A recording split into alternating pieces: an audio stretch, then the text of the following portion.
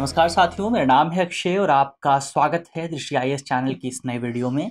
ये हमारा MCQ practice series का प्रोग्राम है जहां पर हम पिछले साल की जो भी इंपॉर्टेंट खबरें रही हैं, जो भी इंपॉर्टेंट अवधारणाएं रही हैं, उनको सवालों के जरिए समझने की कोशिश करेंगे, ताकि यदि आपके प्रश्न पत्र में उसको लेकर के कोई भी सवाल आता है, उस कॉन्सेप्ट को लेकर के कोई सवाल आता है, तो उसको आप आसानी से सॉल्व कर सकें। आज की जो हमारी वीडियो है वो इकोनॉमी के सेगमेंट पर बेस्ड है। 8वां सेट जो है वो हम सॉल्व कर रहे हैं। इससे पहले 7 सेट जो है वो हम सॉल्व कर चुके हैं, तो उसकी वीडियोस जो है वो आपको हमारे चैनल पर दिखाई दे जाएगी। चलिए वीडियो की शुरुआत करते हैं और सबसे पहले बात करते हैं हमारी पहली खबर की। तो हमारी पहली खबर में आपसे पूछा गया है कि मेरा गांव मेरा गौरव के संबंध में निम्नलिखित कथनों पर विचार कीजिए। पहला कथन है, इसका उद्देश्य प्रयोगशाला से भूमि तक की प्रक्रिया को तेज करने के लिए किसानों के साथ वैज्ञानिकों के सीधे संपर्क को बढ़ावा देना है। हमारा दूसरा कथन है कि इसे ग्रामीण विकास मंत्रालय द्वारा लॉन्च किया गया है। अब हमें बताना है कि उपयुक्त में से कौन सा से कथन सही है या फिर सही है। हमारे ऑप्शंस हैं, ऑप्शन ए केवल 1, ऑप्शन बी केवल 2, ऑप्शन सी 1 और 2 दोनों, या फिर ऑप्शन डी ना तो 1 और ना ही 2। तो इसका जो सही जवाब है वो है आपका ऑप्शन ए, यानी कि यहाँ पर आपका जो कथन 1 है वो सही है और कथन 2 आपका गलत हो जाता है। चलिए विस्तार से इस पर अगर आप बात करें, सबसे पहले मेरा गांव मेरा गौरव योजना को अगर आप देखें तो इसे भारतीय कृषि अनुसंधान परिषद यानी कि Indian council of agriculture research और कृषि अनुसंधान और शिक्षा विभाग, जो कि आपके कृषि और किसान मंत्रालय, किसान कल्याण मंत्रालय के तहत काम करते हैं, इनकी ओर से इस पूरे कार्यक्रम को शुरू किया गया। तो यहाँ पर आपका दूसरा कथन जो है वो गलत हो जाता है और इसे 2015 में कृषि संस्थानों के आसपास के गांवों की पहचान करने और उनकी उत्पादकता बढ़ाने, उन गांवों में जो कृषि उत्पादकता है उसको बढ़ाने और उत्पादन को और ज़्यादा तेज करने के लिए किसानों को सलाह देने और परामर्श देने के लिए शुरू किया गया। तो बेसिकली आप कह सकते हैं कि इसमें हुआ यह था कि आपके जो भी रिसर्च इंस्टीट्यूट हैं, खासतौर पर एग्रीकल्चर रिसर्च इंस्टीट्यूट्स हैं, उनके आसपास के जो गाँव मौजूद हैं उनका चयन किया जाएगा और फिर उन गाँवों के जो किसान हैं, जो फार्मर्स हैं, उनको सलाह दी जाएगी कि आप किस तरह से अपनी खेती को और ज़्यादा बेहतर कर सकते हैं। इसके अलावा इसका उद्देश्य किसानों के साथ वैज्ञानिकों के सीधे संपर्क को बढ़ावा देना है, ताकि प्रयोगशाला से भूमि तक की प्रक्रिया जो है उसको तेज किया जा सके। इसके अलावा इसके तहत वैज्ञानिक अपनी सुविधा के अनुसार गाँव का चयन कर सकते हैं, यानी कि वो जिस भी गाँव को चाहें, अपना जो इंस्टीट्यूट है उसके पास के जो गाँव हैं उनको चूज कर सकते हैं और फिर चयनित गाँव से संपर्क कर सकते हैं और किसानों को व्यक्तिगत यात्राओं, यानी कि वो या तो किसान गाँव जा सकते हैं, किसान के घर पे जा सकते हैं, या फिर टेलीफोन के माध्यम से बेसिकली किसान से जो है जानकारी प्राप्त कर सकते हैं और किसानों को जानकारी दे सकते हैं। तो ये इस तरह से हमारा कथन ए, विकल्प 1A जो है यहाँ पर सही जवाब हो जाता है। चलिए आगे बढ़ते हैं, अगले सवाल को देखें। तो अगला सवाल हमारा आउटसोर्सिंग को लेकर है।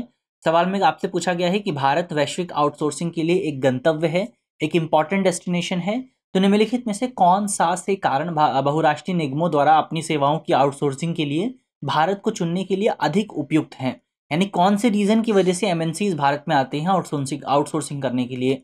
हमारे कथन जो है उसमें पहला है कम मजदूरी दर, दूसरा है बेरोजगारी की उच्च दर, तीसरा है कुशल मानव शक्ति की उपलब्धता और चौथा है सरकार के साथ सौहार्दपूर्ण संबंध।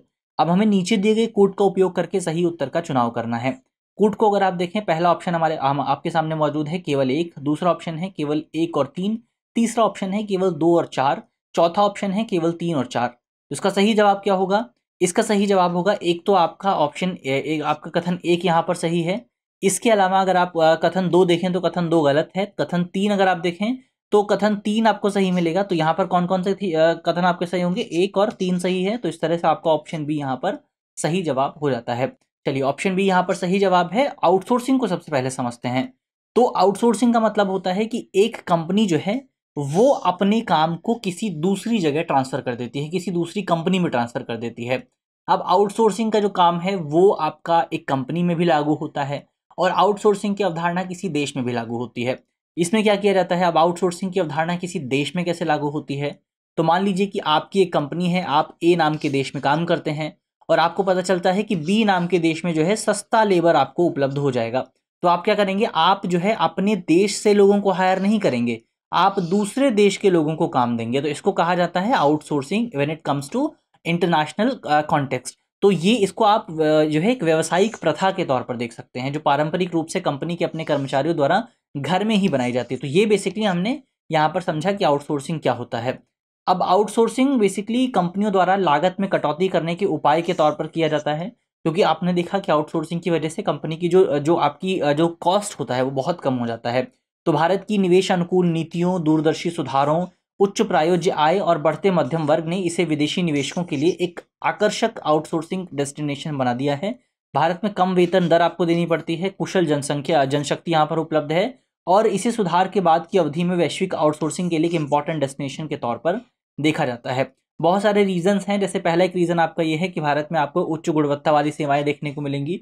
भारत में भले ही आपका प्राइस बहुत कम है, भले ही लोग पैसे कम लेते हैं, लेकिन सेवाएं बहुत बेहतर देते हैं। इसके अलावा आपको भारत में बहुत यूनिक टाइम एरिया देखने को मिलेगा, टाइम जोन देखने को मिलेगा। भारत बेसिकली आपका जीएमटी वाला टाइम जोन जो है उससे 5 घंटा आगे है, और ईएसटी वाले टाइम जोन से 10 साढ़े 10 घंटा पीछे है।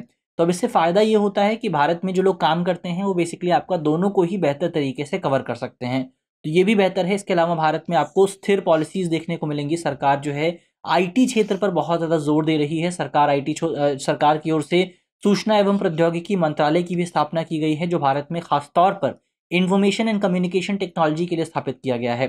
तो इस तरह से आपका कथन 4 यहाँ पर गलत हो जाता है। तो हमने देख लिया कौन कौन सी चीज़ें हैं। इसके अलावा भारत में कम लागत वाली सेवाएं आपको मिल जाती हैं। कथन बी आपका सही जवाब हो जाता है। चलिए बढ़ते हैं आगे। अगले सवाल को आप देखें तो अगले सवाल में आपसे पूछा गया है कि निम्नलिखित कथनों पर विचार कीजिए। हमारा पहला कथन है कि नई औद्योगिक नीति 1991 ने सेवा क्षेत्र के विकास में योगदान दिया। हमारा दूसरा कथन है नई औद्योगिक नीति में स्वचालित मार्ग के तहत प्रौद्योगिकी स्थानांतरण समझौते की अनुमति दी गई है। अब उपयुक्त में से कौन सा से कथन सही है या फिर हैं? हमारे ऑप्शंस हैं, ऑप्शन ए केवल 1, ऑप्शन बी केवल 2, ऑप्शन सी 1 और 2 दोनों, और ऑप्शन डी ना तो 1 और ना ही 2। तो इसका सही जवाब है ऑप्शन सी, यानी कि यहाँ पर दोनों ही कथन आपके सही जवाब हो जाते हैं। एक एक करके इन पे विस्तार से बात करते हैं। तो उदार औद्योगिक नीति की घोषणा भारत सरकार की ओर से 1991 में की गई थी, तो क्योंकि उस समय भारत जो है गंभीर आर्थिक अस्थिरता का सामना कर रहा था, यानी कि इकोनॉमिक इंस्टेबिलिटी का सामना कर रहा था भारत। तो इस नीति का प्राथमिक उद्देश्य था कि भारत में कार्य कुशलता को बढ़ावा दिया जाए और अधिक विकास में तेजी लाई जाए, यानी कि आर्थिक जो हमारा विकास है, जो इकोनॉमिक प्रॉस्पेरिटी है, इकोनॉमिक ग्रोथ जो है, उसको और ज़्यादा मजबूत किया जा सके। तो ये बेसिकली आपकी जो नई औद्योगिक नीति 1991 की थी, इसका उद्देश्य बाजार शक्तियों की बड़ी भूमिका प्रदान करना था, यानी कि यहाँ पर सरकार की भूमिका को कम करने की कोशिश की गई थी, और जो मार्केट फोर्सेस हैं, जैसे मांग हो गया, आपूर्ति हो गया, इनको और ज़्यादा मजबूत रोल जो है यहाँ पर प्रदान करने का जो है प्रयास किया गया था। अब नीति के फोकस क्षेत्रों की अगर आप बात करें तो उदारीकरण पर जोर दिया गया, यानी कि सरकारी नियंत्रण में कमी लाई गई। निजीकरण पर जोर दिया गया, आर्थिक संसाधनों के स्वामित्व पर नियंत्रण का ट्रांसफर किया गया। इसके अलावा सार्वजनिक क्षेत्र से निजी क्षेत्र में ट्रांसफर हुआ। इसके अलावा वैश्वीकरण आपको देखने को मिलता है 1991 की पॉलिसी में, जिससे हमने अपनी इकोनॉमी को दुनिया की इकोनॉमी से जोड़ने की कोशिश की। एकीकरण, इंटीग्रेशन का प्रयास किया गया। इसके अलावा कुछ नए प्रावधान भी आपको देखने को मिले, जैसे सरकार ने दक्षता में सुधार करने के लिए घरेलू कंपनियों को बेहतर तकनीकी आयात की अनुमति दे दी कि वो दूसरे देशों से तकनीक प्राप्त कर सकते थे। एफडीआई यानी कि प्रत्यक्ष विदेशी निवेश की सीमा भी भारत में बढ़ा दी गई। इसके अलावा स्वचालित मार्ग के तहत प्रौद्योगिकी हस्तांतरण यानी कि टेक्नोलॉजी ट्रांसफर की समझौते करने की अनुमति भी दे दी गई। तो इस तरह से कथन 2 यहाँ पर आपका ठीक हो जाता है।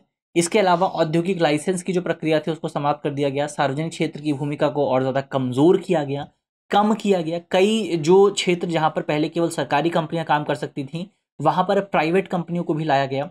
तो इस तरह से इन तमाम पॉलिसीज़ के माध्यम से आपका 1991 में भारत में सुधार देखने को मिला, और इसी पॉलिसी का परिणाम है कि इकोनॉमिक सेक्टर में आज भारत जो है आपको आत्मनिर्भर होता हुआ नजर आ जाएगा। चलिए आगे बढ़ते हैं, अगले सवाल को आप देखें। इसके अलावा नई औद्योगिक नीति के प्रभावों को अगर आप देखें तो इससे सकल घरेलू उत्पाद में आपको वृद्धि देखने को मिली, जो कि 1980-91 के दशक में 5.6% के आसपास थी, और ये 1992-2004 के बीच में 6.4% के आसपास हो गई। इसके अलावा भारत में आपको निवेश में बढ़ोतरी देखने को मिली। भारत को जो फॉरेन रिजर्व था उसमें बढ़ोतरी हुई, जो कि भारत के लिए सबसे अच्छी चीज़ के तौर पर सामने आया। और सर्विस सेक्टर की ग्रोथ भी आपको इसकी वजह से देखने को मिली, क्योंकि जो उस समय का सिनारियो था ग्लोबल लेवल पर, उसमें सर्विस सेक्टर एक इंपॉर्टेंट रोल प्ले कर रहा था। तो ग्लोबलाइजेशन की वजह से सर्विस सेक्टर भारत में भी आता है, खासतौर पर आईटी सेक्टर भारत में आता है, और भारत का सर्विस सेक्टर और ज़्यादा मजबूत हो जाता है। तो इस तरह से कथन 1 यहाँ पर सही है, और विकल्प सी इसका सही जवाब हो जाता है। चलिए बढ़ते हैं आगे। अगले सवाल को आप देखें तो अगले सवाल में आपसे स्वदेश दर्शन योजना के संबंध में कुछ आपको कथन दिए हुए हैं, आपको इन कथनों पर विचार करना है। पहला कथन है कि ये पर्यटन मंत्रालय द्वारा शुरू की गई एक केंद्रीय क्षेत्र की योजना है, दूसरा कथन है कि विकास के लिए स्वदेश दर्शन के तहत 10 विषयगत यानी थीमेटिक सर्किट्स की पहचान की गई है।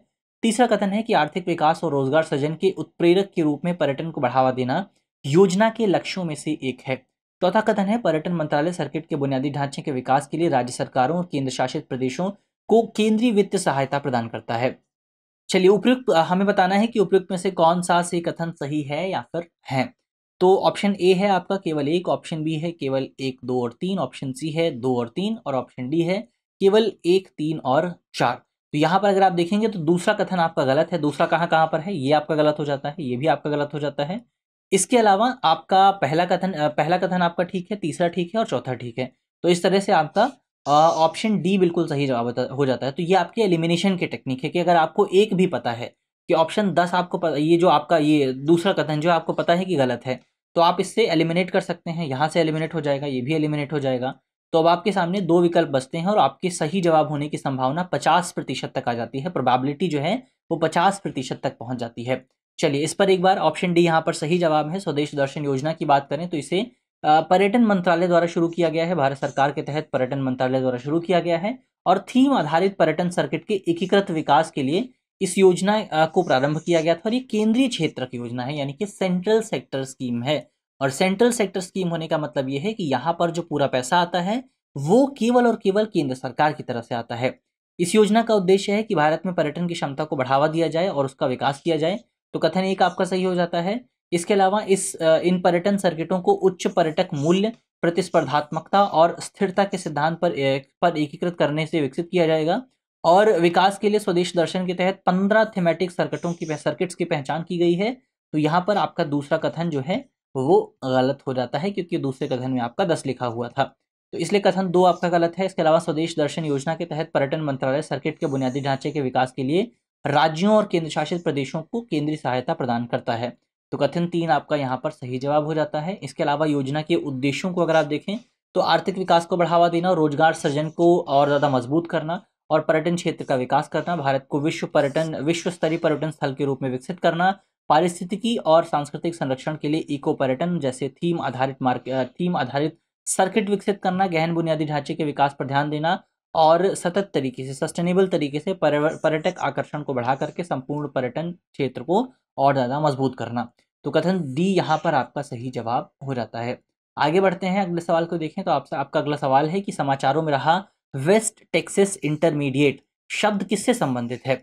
हमारे ऑप्शन है ऑप्शन ए कच्चा तेल, option B bullion, option C दुर्लभ पृथ्वी तत्व और ऑप्शन डी यूरेनियम। तो इसका जो सही जवाब है वो है आपका ऑप्शन ए, यानी कि ये जो वेस्ट टेक्सास इंटरमीडिएट शब्द है ये आपका कच्चे तेल से संबंधित है। इसके बारे में विस्तार से बात करें तो वेस्ट टेक्सास इंटरमीडिएट जिसे टेक्सास लाइट स्वीट के नाम से भी जाना जाता है, ये कच्चे तेल का एक ग्रेड होता है। ग्रेड यानी कि एक प्रकार होता है जिसका उपयोग तेल के मूल्य निर्धारण में बेंचमार्क के तौर पर किया जाता है। WTI यानी कि वेस्ट टेक्सास इंटरमीडिएट को अपेक्षाकृत कम घनत्व वाला माना जाता है। इसकी डेंसिटी कम होती है, हल्का होता है। डेंसिटी कम होने की वजह यह है कि इसमें कम सल्फर का इस्तेमाल होता है जो कि इसके लिए बेहतर होता है। इसके अलावा मुख्य रूप से ये जो तेल है आपको टेक्सास में मिलेगा, अमेरिका में लुइसियाना मिलेगा और नॉर्थ डकोटा में मिलेगा। तो ये मुख्यतः आपको इन जगहों पर मिलेगा और इसी वजह से ये अमेरिकी तेल क्षेत्रों से प्राप्त होता है। तो इस तरह से आपका ऑप्शन ए जो है वहाँ पर सही जवाब हो जाता है। बढ़ते हैं आगे। आपका अगला सवाल है कि भारत में रेलवे नेटवर्क को कितने जोन्स में डिवाइड किया गया है, कितने जोन्स में विभाजित किया गया है। तो भारत में रेलवे नेटवर्क को अगर आप देखें तो बेसिकली हमारे ऑप्शंस हैं option A 8 zones, option B 10 zones, option C 17 zones, option D 20 zones. तो इसका जो सही जवाब है वो है आपका ऑप्शन सी, यानी कि भारत में रेलवे जोन्स को 17 जोन्स में डिवाइड किया गया है। बहुत आसान सा सवाल है। इसके अलावा हमने देख लिया है प्रशासनिक प्रशासनिक थोड़ा लाभ उठाने के लिए 17 जोन्स में डिवाइड किया गया है और हर जोन का जो नेतृत्व है वो एक मंडल रेल प्रबंधक यानी कि डिवीजन रेलवे मैनेजर द्वारा किया जाता है।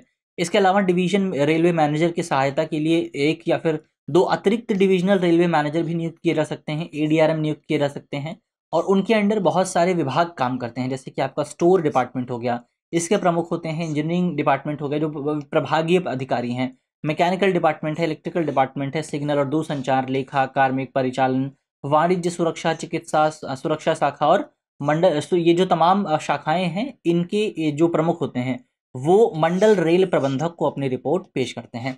तो कथन सी यहाँ पर सही है कि 17 जोन्स में यहाँ पर डिवाइड किया गया है। हमारा अगला सवाल है कि भारत के निम्नलिखित केंद्र शासित प्रदेशों में से किस में राष्ट्रीय राजमार्गों की लंबाई सबसे कम है?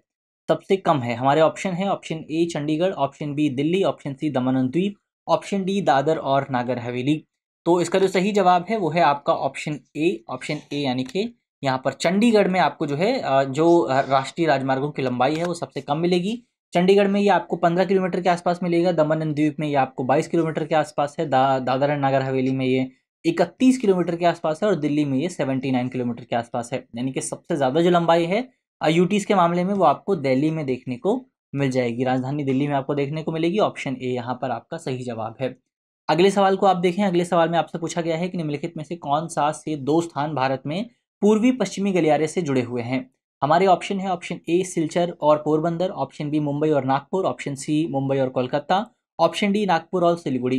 तो इसका जो सही जवाब है वो है आपका ऑप्शन ए यानी कि सिलचर और पोरबंदर, यानी कि असम और गुजरात को बेसिकली आपका इस ईस्ट वेस्ट कॉरिडोर से जो है जोड़ा गया है और इसकी जो लंबाई है वो तकरीबन आपका 3300 किलोमीटर के आसपास है। इस पूरे योजना का उद्देश्य है कि उत्तर पूर्वी क्षेत्र के साथ जो है संपर्क को और ज़्यादा बेहतर किया जा सके। इस तरह से ऑप्शन ए आपका यहाँ पर सही जवाब हो जाता है। अगले सवाल को आप देखें तो हमारा अगला सवाल है कि निम्नलिखित तथ्यों पर विचार कीजिए। हमारा सवाल है कि कोलकाता बंदरगाह भारत का एकमात्र नदी तटीय प्रमुख बंदरगाह है। हमारा दूसरा सवाल है कि कोचीन का बंदरगाह वेलिंगटन द्वीप पर स्थित है। हमारा तीसरा आपका कथन है कि मुंद्रा बंदरगाह निजी क्षेत्र में भारत का सबसे प्रमुख बंदरगाह है। अब हमें बताना है कि उपयुक्त में से कौन सा से कथन सही है या फिर सही है। हमारे ऑप्शन है, ऑप्शन ए केवल 1, ऑप्शन बी केवल 2, ऑप्शन सी सभी 3 या फिर ऑप्शन डी इनमें से कोई नहीं। तो उसका जो सही जवाब है वो होगा आपका यहाँ पर ऑप्शन 3 तो आपका सही जवाब है। तो इस तरह से ऑप्शन सी यहाँ पर आपका सही जवाब हो जाता है। तो यहाँ पर अगर आप देखें इसके सही जवाब को देखें तो कोलकाता बंदरगाह जो है वो भारत का एकमात्र नदी तटीय बंदरगाह है और सबसे पुराने परिचालन पोर्ट्स में से एक माना जाता है। ये बिहार और उत्तर पूर्वी उत्तर प्रदेश सहित पूरे पूर्वी भारत और नेपाल और भूटान के 2 लैंडलॉक जो कंट्रीज हैं इनके विशाल क्षेत्र को अपने भीतर कवर करता है और उन्हें वाणिज्यिक सुविधाएं जो है प्रदान करता है। तो इस तरह से आपका ऑप्शन ए यहाँ पर सही जवाब हो जाता है। इसके अलावा कोचीन बंदरगाह की आप बात करें, कोच्चि बंदरगाह को अगर आप देखें तो केरल के समुद्री तट पर वेलिंगटन द्वीप पर आपका कोचीन बंदरगाह मौजूद है और एक प्राकृतिक बंदरगाह है, एक नेचुरल पोर्ट है। इसके अलावा जो आपका मुंद्रा पोर्ट है वो भारत का सबसे बड़ा निजी बंदरगाह है, अडानी कंपनी के अंतर्गत आता है और गुजरात के पास कच्छ की खाड़ी के उत्तर में जो है ये आपको दिखाई दे जाएगा। और कंटेनर्स के मामले में अगर आप बात करें, कार्गो के मामले में अगर आप बात करें तो Adani ports and EECZ limited द्वारा जो है इसे संचालित किया जाता है और ये भारत का सबसे प्रमुख केंद्र है कार्गोज के मामले में। तो इसीलिए कथन 3 भी यहाँ पर आपका सही है और ऑप्शन सी आपका सही जवाब हो जाता है। चलिए अब इसी नोट के साथ अपनी वीडियो को समाप्त करते हैं और मुझे उम्मीद है कि इस वीडियो में हमने जितने भी इंपॉर्टेंट पॉइंट्स पर बात की है वो आपको समझ में आए होंगे। और अगर वीडियो आपको पसंद आई है तो वीडियो को लाइक कीजिएगा, सब्सक्राइब कीजिएगा और हमारे चैनल को अपने दोस्तों के साथ शेयर भी कीजिएगा। अगर आप चैनल पर नए हैं तो सब्सक्राइब करना बिल्कुल मत भूलिएगा। मिलते हैं आपसे अगली वीडियो में, तब तक के लिए अपना ख्याल रखिए, ध्यान रखिए, पढ़ते रहिए। धन्यवाद। डियर व्यूअर्स, अपने एग्जाम की तैयारी को और बेहतर करने के लिए हमारे चैनल को लाइक, शेयर और सब्सक्राइब करना न भूलें।